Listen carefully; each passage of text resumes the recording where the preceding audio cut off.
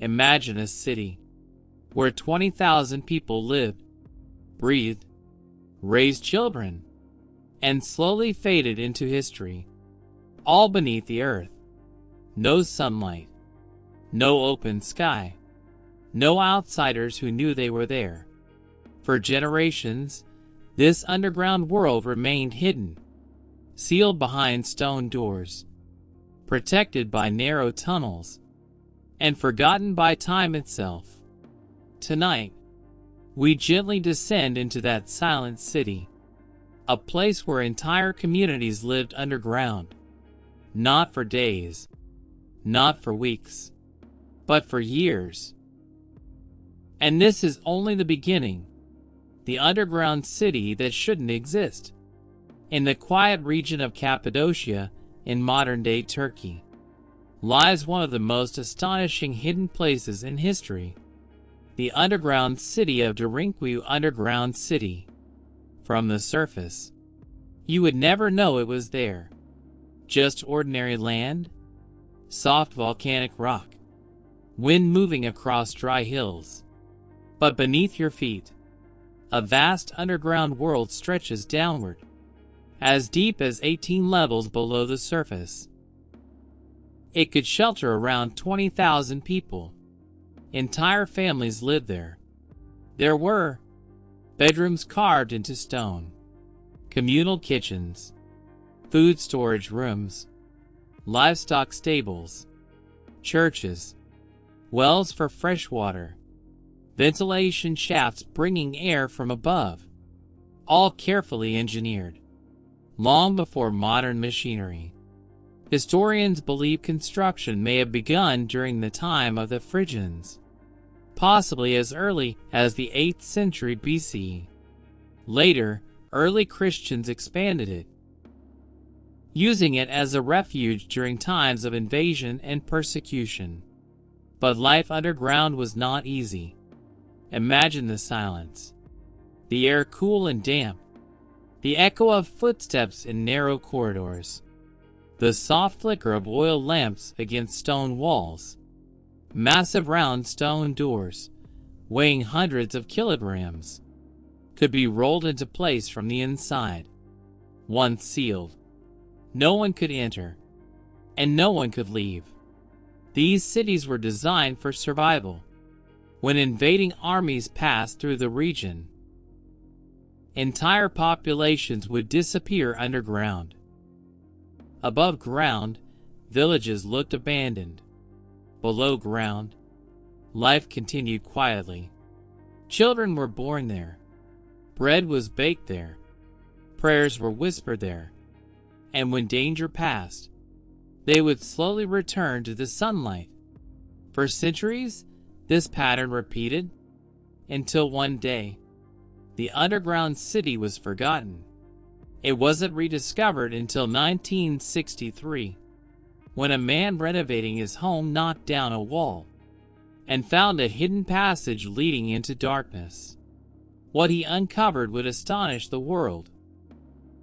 But Derinkuyu was not alone, because across history, many underground worlds have existed, and some were hidden even more carefully. The cities beneath other cities. Not all underground worlds were carved into soft volcanic stone. Some were built beneath great cities, hidden in plain sight. And one of the most haunting lies beneath the streets of Paris, the silent tunnels of Paris. Deep under modern-day Paris rests the vast network known as the Paris Catacombs. Originally, these tunnels were limestone quarries. Stone taken from here built much of the city above. But by the late 18th century, Paris faced a crisis. Its cemeteries were overflowing. Disease spread. Graves collapsed. The air itself became heavy with decay. So, in 1786, the authorities made a quiet decision. Millions of bones were moved underground, carefully stacked, arranged in haunting patterns. Over time, the tunnels became an underground ossuary, holding the remains of more than 6 million people. It was not a city of the living like Dorinkwu, but it became a city of memory. Long corridors lined with skulls, endless walls of carefully arranged bones, cool, still air, and silence. Yet even here, people sometimes hid. During times of unrest and war, these tunnels offered shelter. Beneath the noise of Paris, another world waited in darkness. Beijing's hidden refuge. Centuries later, another underground city was built, not by ancient hands, but by modern fear. In the 1960s and 70s, during tensions between China and the Soviet Union, the government began constructing a massive underground shelter beneath the capital. This was the Beijing Underground City. It was designed to protect hundreds of thousands of people in case of nuclear attack. The network included dormitory rooms, schools, clinics, theaters, even mushroom farms. It stretched for miles beneath Beijing. Ordinary citizens helped dig it by hand. At the time, almost no one outside China knew the full scale of it. A modern underground city, prepared for a war that never came. Today, much of it remains sealed or repurposed.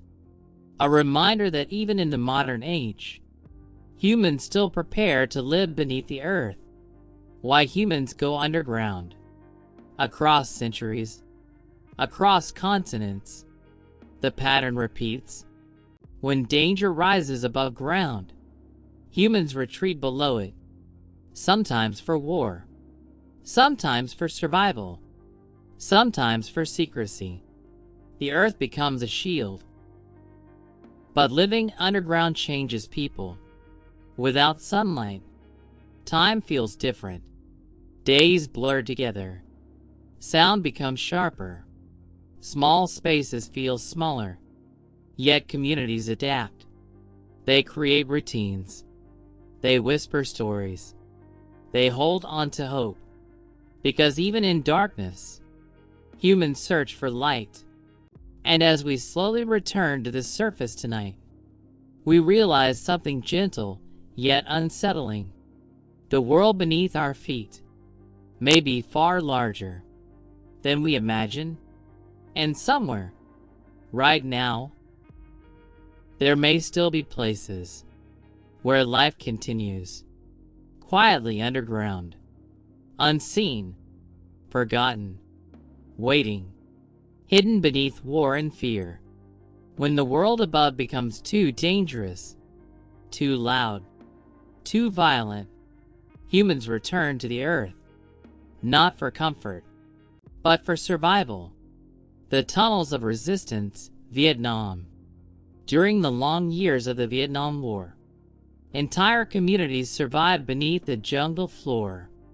These were the Siu Chi tunnels.